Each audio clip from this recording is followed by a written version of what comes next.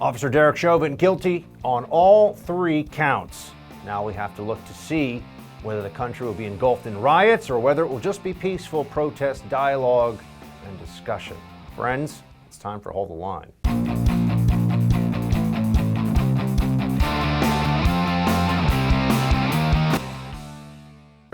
We, the jury, in the above entitled matter as to count 1, unintentional second-degree murder while committing a felony, find the defendant guilty. This verdict agreed to this 20th day of April, 2021 at 1:44 p.m. Signed, juror foreperson, juror number 19. Same caption, verdict count 2. We, the jury, in the above entitled matter as to count 2, third-degree murder, perpetrating an eminently dangerous act, find the defendant guilty. This verdict agreed to this 20th day of April, 2021 at 1:45 p.m. Signed by jury foreperson, juror number 19.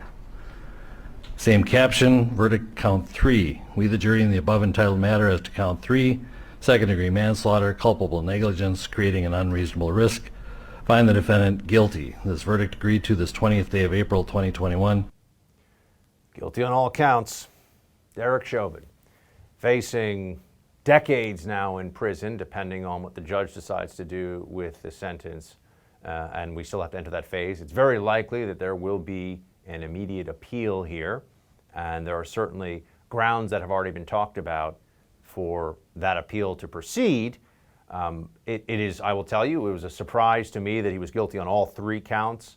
Most of the legal experts, the people that I trust in this issue, thought that it was an instance of overcharging. And there are a lot of people now who are going to look at this, and obviously they believe that justice was done. Other people might view this as partial justice in the sense that they would have given him a guilty verdict on the manslaughter charge, but not on the charge of third-degree murder and second-degree murder. They wouldn't have gone with the higher counts in this instance.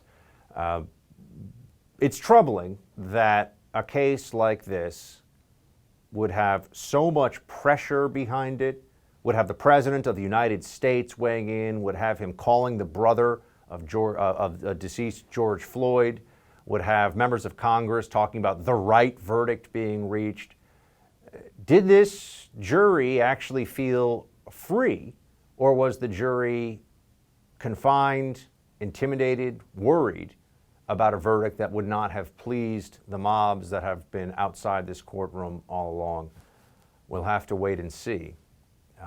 This is an incident that obviously started the BLM, the initial George Floyd incident started the BLM riots that caused billions of dollars of damage and destroyed buildings in cities across the country, attacked law enforcement officers, didn't make communities safer, didn't actually get any police reform. And now we sit here and we see what is the reaction from the movement, so to speak. You have downtown Minneapolis looking like it's prepared for an invasion by the North Korean regular army. You have other cities extending police details and putting in place barriers and other security measures at high-profile targets to deal with what they believe to be imminent rioting. Why would there be riots now?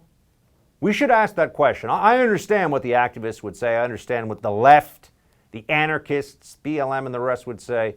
But we have a justice system. It's the only system we have. There is no other system in this country. And it just came down with severe judgment against Officer Derek Chauvin. So for those who believe that he was guilty of all 3 counts, for those who believe that Derek Chauvin wanted to murder George Floyd, shouldn't this show that the system works? Shouldn't this show that there is, in fact, justice possible under the law?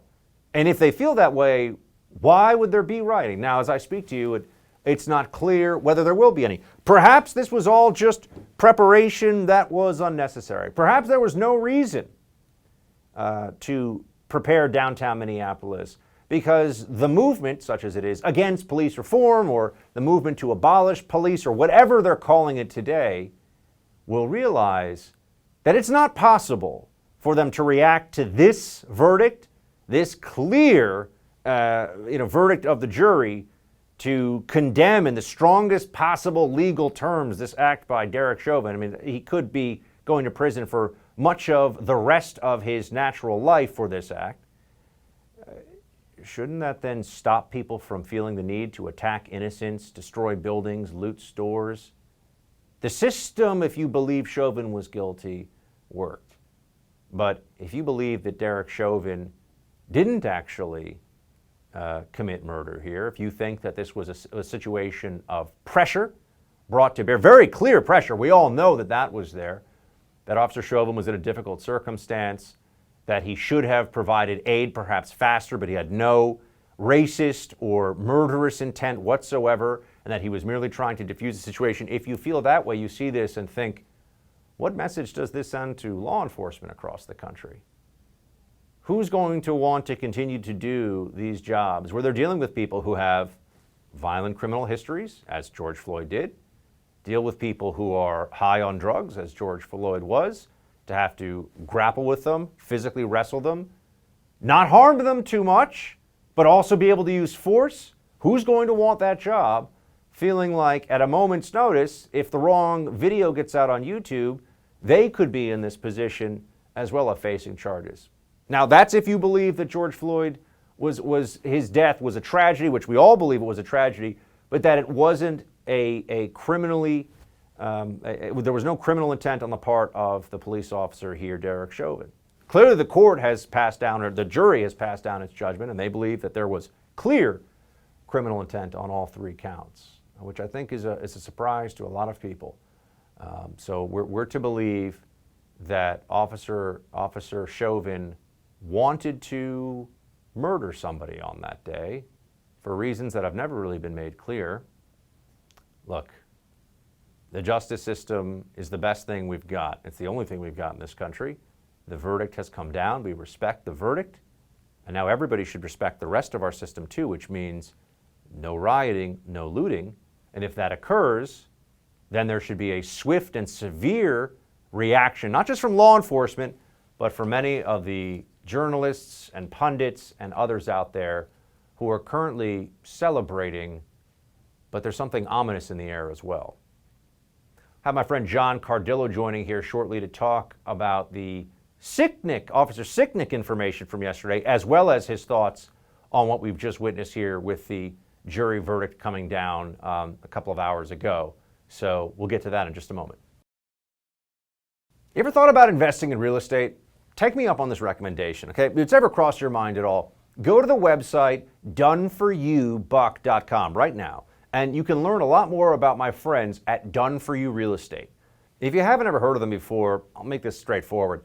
These guys have found a way to take beginners, novices in investing in real estate like me, and put them into a system where they're actually going to be successful. And it flat out works. It allows everyday, hardworking Americans like you and me to finally own investment real estate without all the risk and difficulty of doing it on your own. I can't tell you in strong enough terms during this quick commercial how important it is you check these guys out and all the things they do. So how about this? If you go to the website, doneforyoubuck.com, at the top of the page is a podcast interview I did with Done For You Real Estate. You hear me describe, in my own words, extensively, what it was that brought me to real estate investing and why I'm working with these guys and how it's been. Go to doneforyoubuck.com. Listen to that podcast interview at the top of the page. Again, just click on doneforyoubuck.com. Show my friends at Done For You Real Estate that you're interested, and they'll show you what they can do for you. The country is on edge right now as the possibility of riots looms very large. We have to be on guard for the next few days, and we also have to be supporting our law enforcement. Part of that is going to be looking at what happened at another riot and another law enforcement incident a few months ago and understanding how the media coverage of this is going to be so very different in the days ahead. Remember Officer Sicknick, the Capitol Hill police officer? We were told that on the January 6th so-called insurrection, a riot, that he was killed by members of the mob that were supporting their President Trump, and that's what the cause of death was. Turns out that was not the case. We want to talk about just the situation of law enforcement right now, and specifically the Sicknick case, with our friend, conservative commentator and former NYPD officer, John Cardillo. John, as always, good to see you. Good to see you, Buck. Here's the original Sicknick statement from Capitol Hill Police. I know this is just a very tense time for the country, but this just came out, and it's important that we know the extent to which the media, with issues, whether it's law enforcement, life and death, riots, they're willing to just openly lie about things. United States Capitol Police initially said Brian Sicknick passed away due to injuries sustained while on duty. Officer Sicknick was responding to riots at the U.S. Capitol, injured.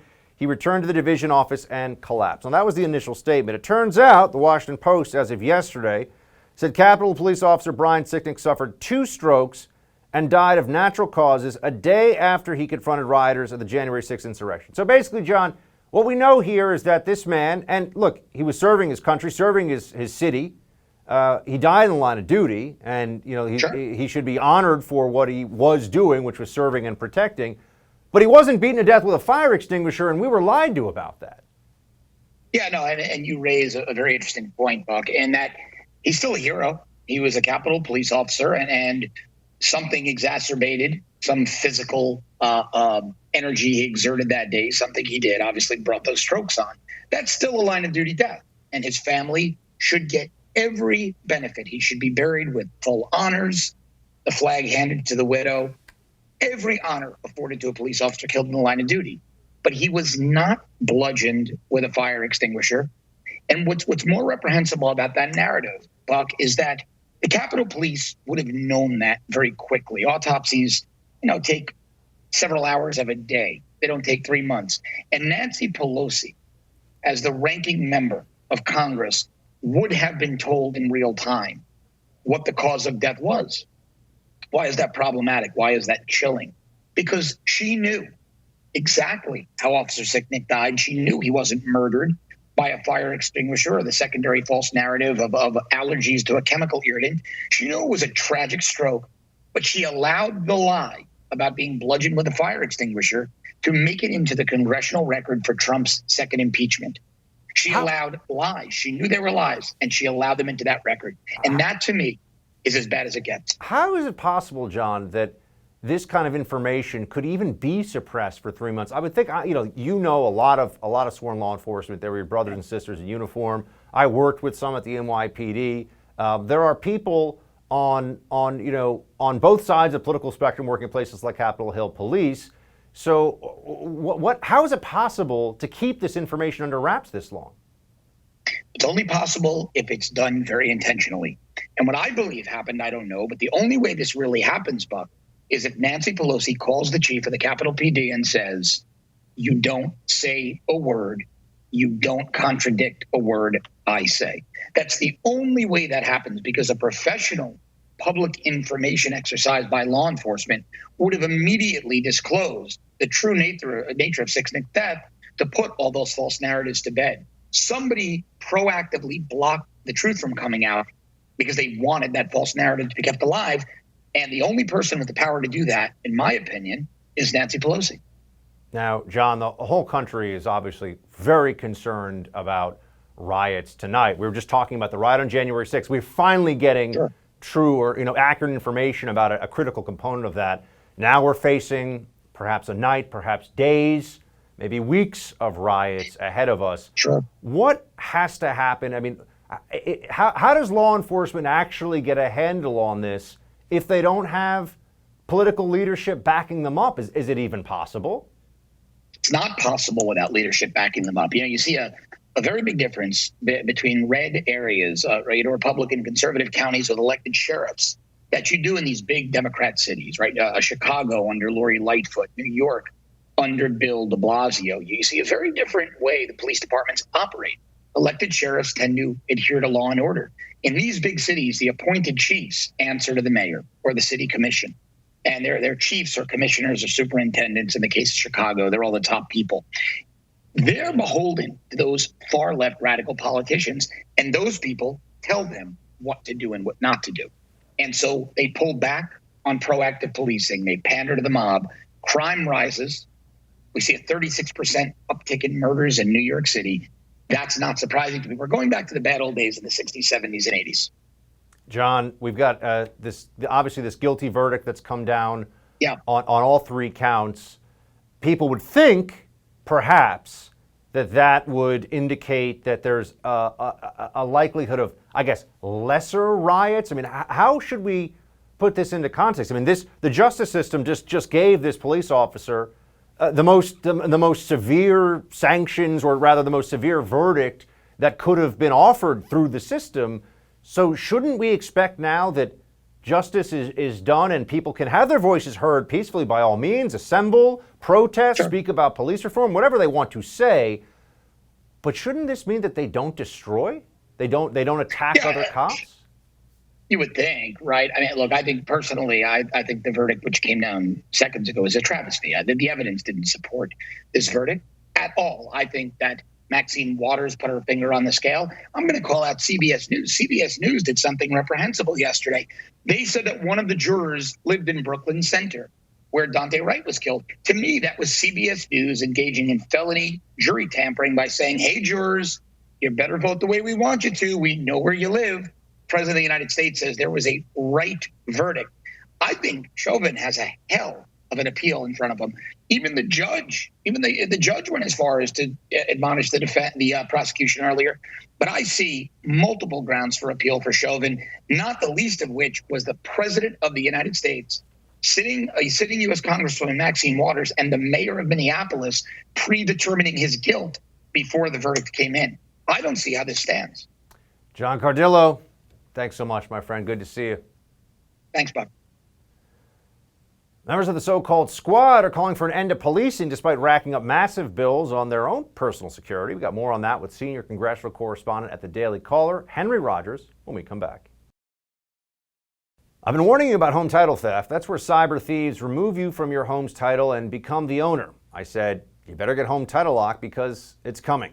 Well, if you're on Facebook, the big breach is here. Facebook had 500 million accounts exposed to cyber thieves. And according to a retired FBI cybercrime expert, everything thieves need to take over as the new owner of your home was leaked. Name, address, personal information, it's out there. The thief forges your signature on a quitclaim deed stating you sold your home to him. He'll leave you in debt or even have you evicted. So do what I did and protect your home's title with Home Title Lock. Go to HomeTitleLock.com and register your address to see if you're already a victim. Then sign up for 30 free days of protection during this high-risk breach. Again, all you have to do right now is go to the website, HomeTitleLock.com. Make sure you use that promo code RADIO. Again, that's Home Title Lock, promo code RADIO for 30 free days of protection. Take action today. Don't wait until you get hit with this crime. HomeTitleLock.com.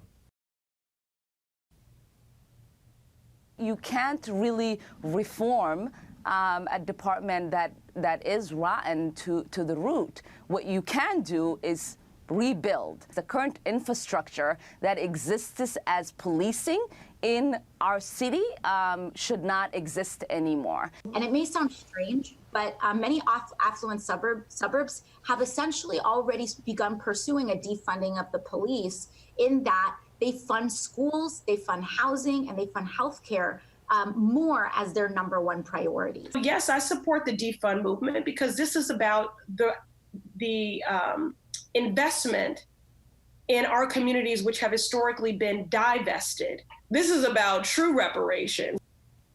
Members of the squad there, as those members of Congress are known, have been pushing the defund police movement for over a year now. But it looks like these hypocrites only want to defund your security and they want to keep theirs. According to FEC records reviewed by our friend Henry Rogers at the Daily Caller, Democratic Representatives Ilhan Omar, Ayanna Pressley, and AOC each spent thousands of dollars on their own private security services. Look at these numbers. AOC spent a total of $9,000 for 3 months of security consulting. On January 25th, she spent more than $24,000 on security. According to her April quarterly 2021 financial report, Representative Omar spent more than $3,000 on her own security in the state of Minnesota. Representative Pressley spent more than $4,000 on security services. So why is it okay that our leaders in Congress, at least some Democrats in Congress, want to defund our security forces, i.e. the police, but they spend thousands on their own private security? Here to weigh in, senior congressional correspondent at the Daily Caller, the man who broke this one wide open, Mr. Henry Rogers. Henry, good to see you. Hey, Buck, thanks for having me. I appreciate it. So, tell us how we got to this point. What gave you the inclination that if you look through some of these records, you might find that there's a little bit of hypocrisy at work for the defund the police members of Congress. Right, Buck. Well, as you know, I cover Congress for the Daily Caller, so I'm up there all the time, and I see, these squad members kind of move around with people who appear to be security, or wondered who they were. So when these FEC filings came out, recently, a couple days ago, I decided let's do a key search word check on the squad members, of the search word being security, because obviously it looks like these people have security or something. And when I found that, a number of items hit on the FEC reports. So I would go through and I would review each one, and it was just the numbers kept adding up and adding up. And yes, I would call some of these places that were linked in the FEC report and say, "Hey, are you guys a armed security service? Do you guys do armed bodyguard service, detail, et cetera?" They all would say yes. We all do. Every single one of them said yes. And these places would be, all across the country, not just in their home districts, not just in Washington, D.C., but in Florida and Texas. On random trips they would go on, it seems like they would just have these security members. One thing I found really interesting, though, Buck, was Ilhan Omar, who we all know has her own private security detail. At least that's what Republican sources on the Hill tell me. Her own Secret Service private detail that Pelosi gave her after a Trump tweet triggered, sensations there. She still spent nearly $4,000 in 3 months on security for herself. So, it's unbelievable that these four people, squad members who are all calling to defund the police, while actually most of this of the city is going to be on fire, it appears. It's not looking good for this city, or for the U.S. right now with the whole George Floyd trial, are all calling to defund the police. It's truly unreal to me. Yet, these people are you approach them, you can't even get near them because they have security telling you back up, back up, back up. Just one thing you threw in the mix there, I was not aware of this. So not only is there the issue of the private security that's being paid for here, which again, there's nothing wrong with paying for private security. It's just noteworthy that members of Congress who want the defunding of police are funding, in some cases, private security for themselves, but that there was a detail assigned to Ilhan Omar by Nancy Pelosi. So that sounds like it's a more permanent thing than even $4,000 or $10,000 or whatever those numbers were we just flashed on the screen. So has Ilhan Omar had this detail for some time, according to your sources? So that's information that I'm breaking actually on your show, Buck, because I got that information today. That information was given to me by multiple GOP sources on the Hill who read my story and got back to me saying, "Do you know why Ilhan Omar's numbers are actually lower than you might expect for security? Considering what her bodyguard team looks like, you've seen her on Capitol Hill, et cetera." I said, "Why?" They said, "Because she was assigned Secret Service detail."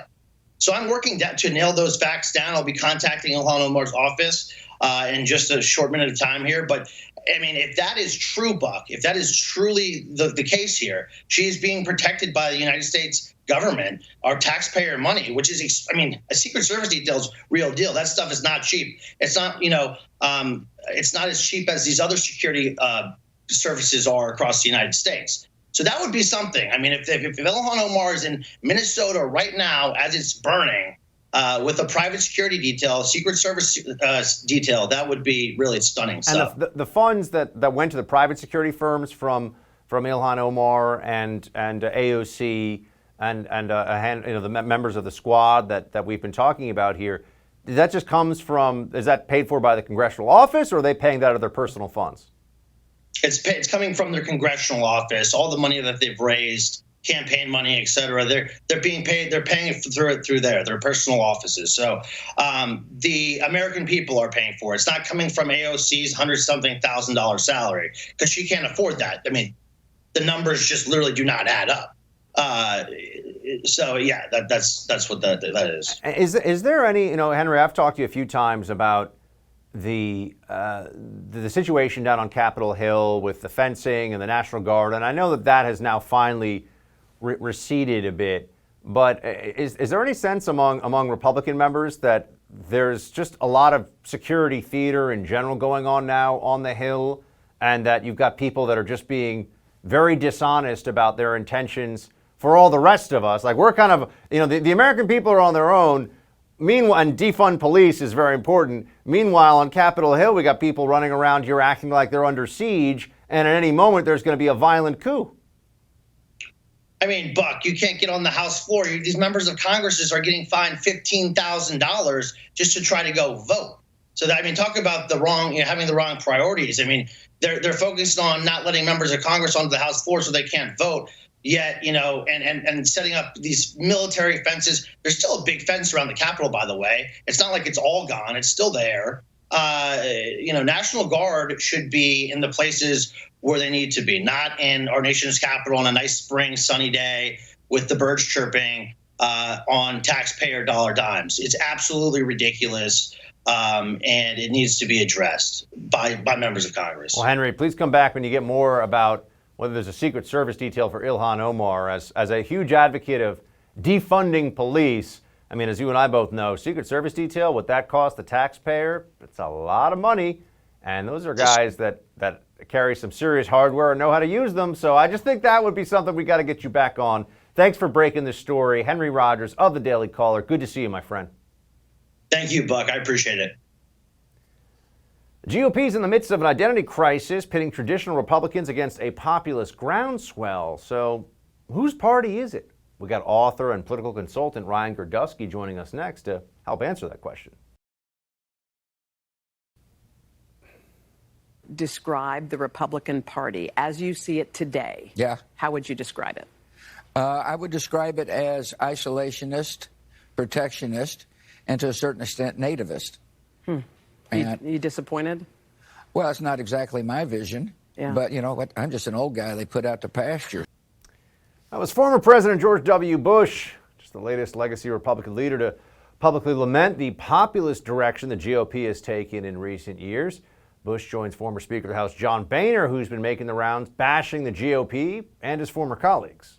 You're hard on Ted Cruz in this you mean book. Lucifer? You mean Lucifer in the flesh? This guy didn't even serve in the House. He served in the United States Senate, and he didn't do anything in the Senate except make noise and come over to the House side and stir up some of my more conservative members. I don't know if I call them conservative. Some of my knuckleheads into doing things that made no sense whatsoever. So much for Ronald Reagan's 11th commandment, thou shalt not speak ill of any fellow Republican. So whose party is this now? Where is it heading? Is it the old guys they put out to pasture, the so-called knuckleheads? Joining us now to talk about this is a co-author of They're Not Listening, How the Elites Created the National Populist Revolution, a man who knows quite a bit about this, Mr. Ryan Girdusky. Ryan, good to see you.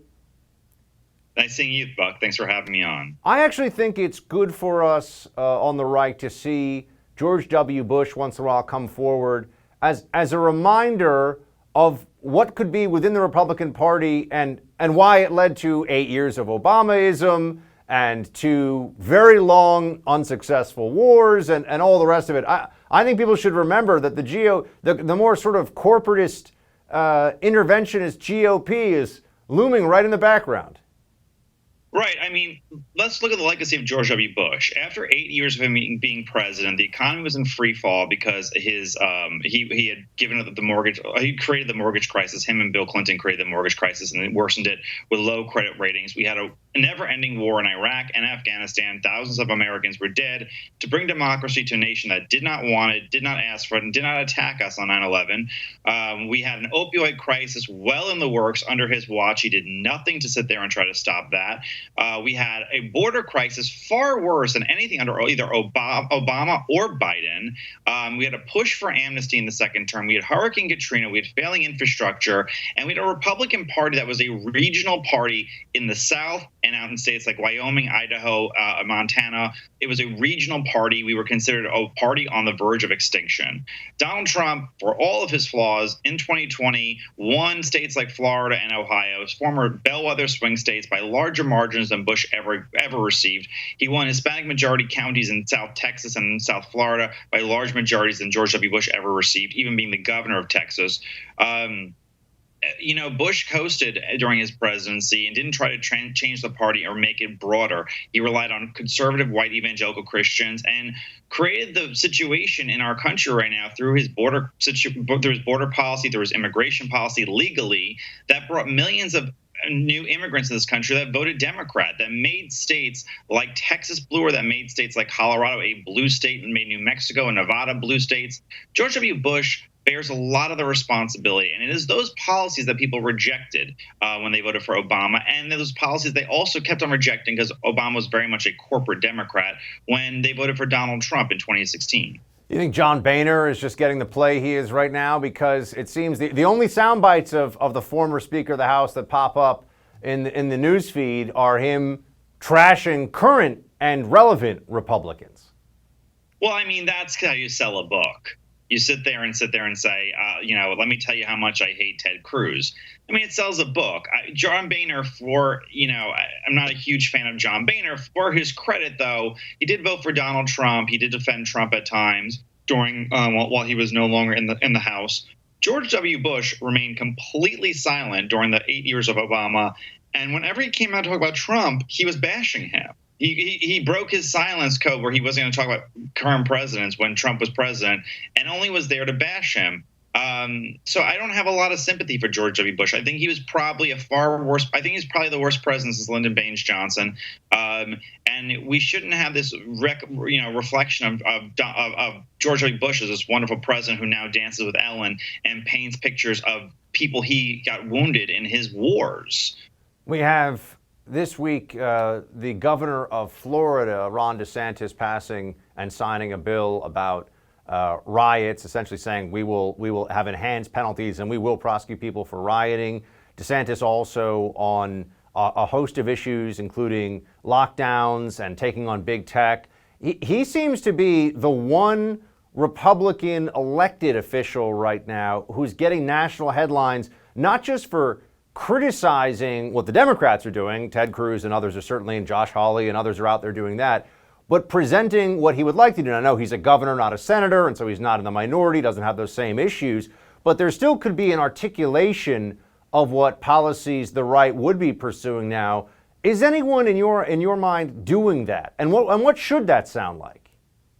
The problem with DeSantis is there's 25 other Republican governors who could be doing that. There's 20 Republican trifecta states that Republicans could be doing that. I mean, there was a bill in the West Virginia state legislature to ban critical race theory, which is a cancer of our times.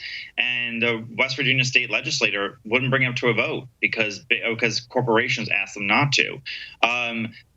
That's the main problem. We shouldn't only have a DeSantis. We have 20 other perfect trifecta governments. Why isn't Mike DeWine doing this? Why isn't the Texas legislator, Arizona with Ducey, Nebraska, name the state, Wyoming? Why aren't all these legislators doing these very profound things? And by the way, the things that face Florida are not the same obstacles that face West Virginia, that face Texas. Every state is different, but there are multiple different ways. I think the problem is right now, we have people like Tucker Carlson. We have our friend Ann Coulter, who says very profound things about the problems of the country in a really nationalist and populist way. But we don't have many elected leaders, I think, who fully understand it. I had a conversation with a House staffer the other day about a member of leadership. And I speak to people in the Republican Party in the House very frequently about issues that they should be championing.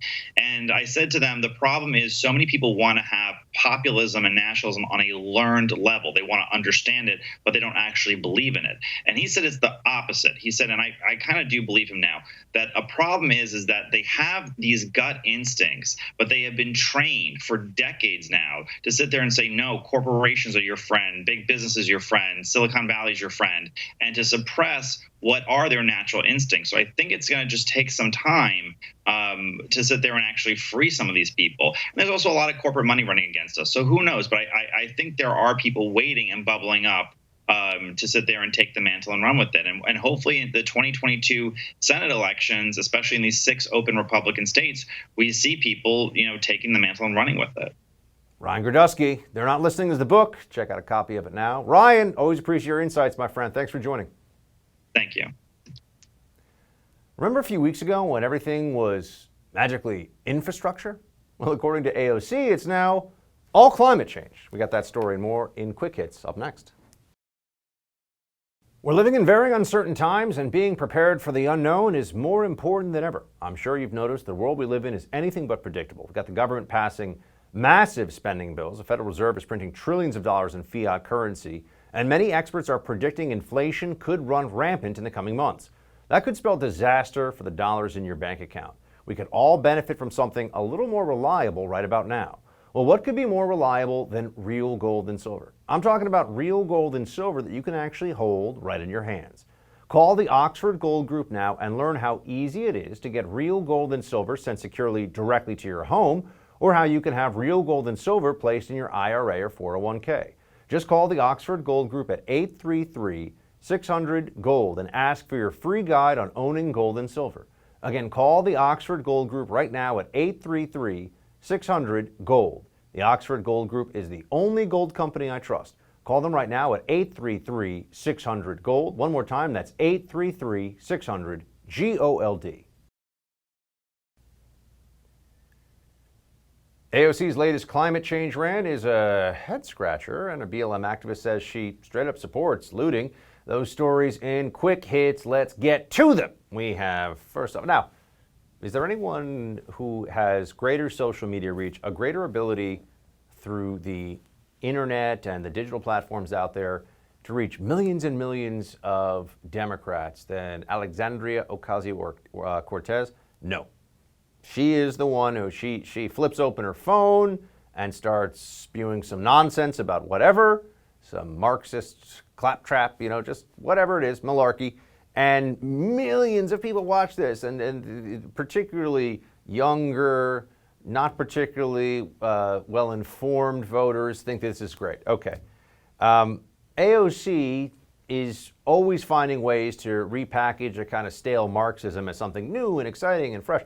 And as we know, in this country, there are the cultural Marxists that are pushing this through a racial lens constantly, the idea of America as so divided and so pulled apart by racial issues that there has to be this massive government entity that is redistributing wealth and redistributing power and all this along racial lines, which is deeply destructive. This is what critical race theory tells you.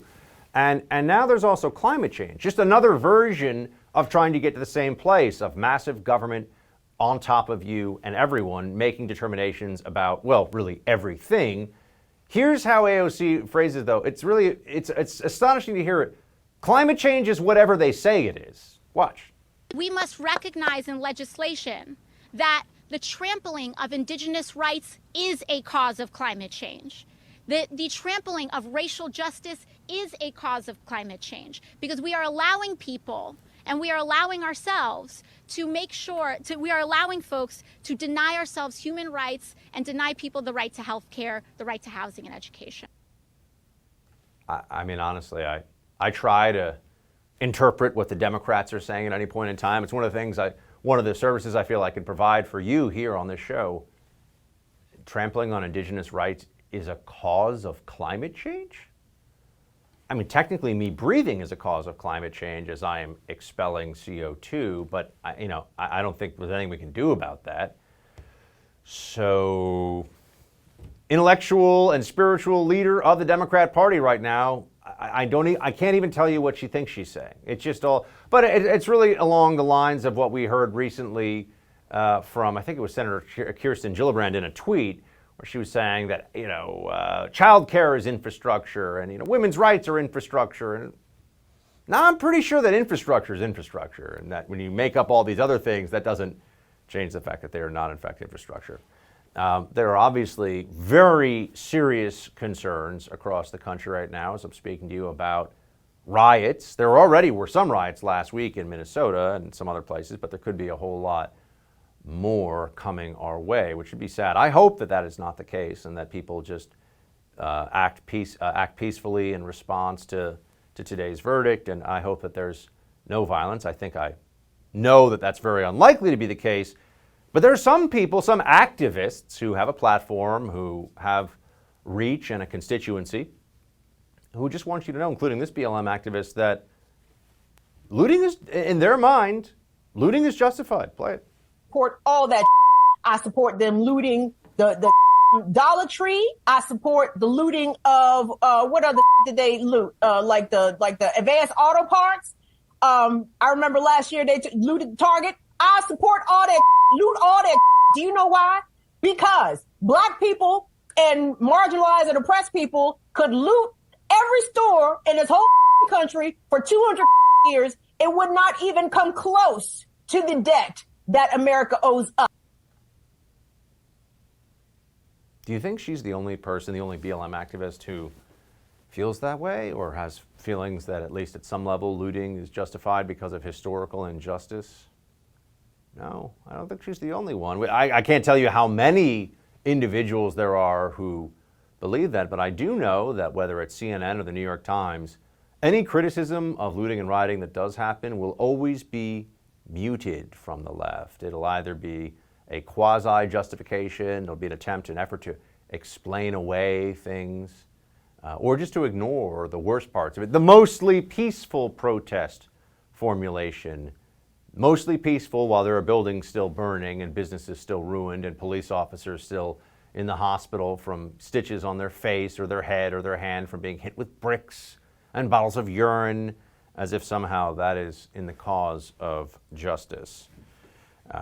Speaking about the cause of justice, Yamiche Alcindor, a PBS reporter, has decided today to ask Jen Psaki, White House press secretary, why the White House isn't rushing to the defense of Congresswoman Maxine Waters, who told protesters on the street to be more confrontational than they already are. Here's how that exchange went. I wonder why the White House isn't also coming to the defense of Representative Waters, given the fact that she's now facing an onslaught of attacks, especially by, I would say, Republicans. I wonder why the White House isn't saying, we back what she said about being confrontational. She was obviously not threatening violence. There are civil rights leaders that are saying that's what civil rights is to be confrontational, to be active. Yeah, why isn't I'm kind of curious, why isn't the White House? Oh, well, maybe because the judge overseeing the Chauvin trial said that Maxine Waters' comments could provide the basis for an appeal. I mean, that's one of many reasons that I could think of why the White House wouldn't want to get really involved in backing up Maxine Waters' comments here, but at least we know that PBS is paying for activists to pretend to be journalists, so that's nothing new. And then here in New York City, trying to get more people vaccinated, a Joints for Jabs program on 420. That's right, 420 is like International Weed Smoking Day or something like that. I don't know. Here's the program. In honor of 420, continued efforts to get New Yorkers vaccinated. A group of activists will hand out free joints in Union Square, people to get vaccinated. I have a feeling this is not going to change the numbers all that much, but it will be quite a party down in Union Square. Probably be this in other places across the country too. All right, everybody, let's hope this week, let's hope things calm down. That's it for tonight's Hold the Line. We've got the No Spin News with Bill O'Reilly next. Shields high.